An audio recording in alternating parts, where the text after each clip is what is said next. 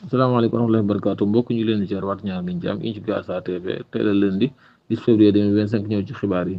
wàllum justice lañu waxtaanee le député maire de Agnam Farba Ngom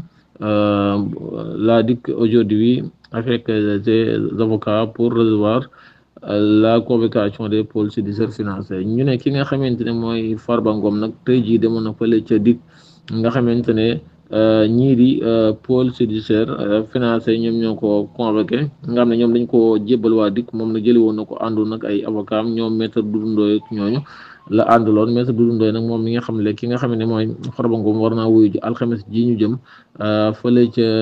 pôle judiciaire financier war na faa wuyu ji maanaam ñu bare ko war a diglu moom maître Doudou Ndoye daal mi nga xam ne client bii nii di Farba Ngom nag moom ba tey xamuñu luñ koy toppee daal waaye daal tey jii daal moom demoon na fa jëli ko convocation bi nga xam ne daal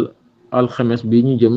bu mi di jotee daal la war a wuyu ji ñi di pôle judiciaire financier. wàllum justice la ñuy waxtaanee ba tey ki nga xam ne mooy Daba Seye jëkkëram ji di Mor Mané Diop ñu ne daal dañ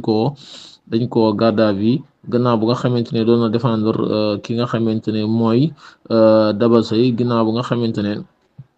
nekkoon na ci benn cérémonie daal ci la yore woon pistolet doon ko défendre nag gannaaw bu nga xamante ne ci nag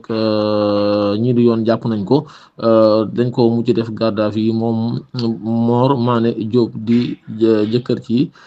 kii di Daba Seye ñu ne daal dañ ko garde à vue ginnaaw bu nga xam ne da doon défendre kii di Daba Seye ci benn cérémonie yore woon pistolet. wàllum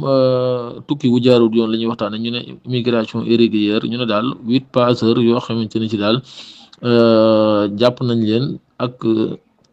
46 migrants 58 di ñooy étranger ñu ne ñi def loolu nag mooy la division nationale de lutte contre le trafic des migrants bu Saint-Louis ñu ne pirogue bi ki nga xamante ne ci nag moom moo ko organisé woon nag moom defeere nañ ko ci procureur bu Dakar. ngeen jaajëfal dina ñëw ci yeneen xibaar ci Guyar Sa TV bu ci kanam dañu leen ñaan ngeen abonné da partager. Salaamaaleykum.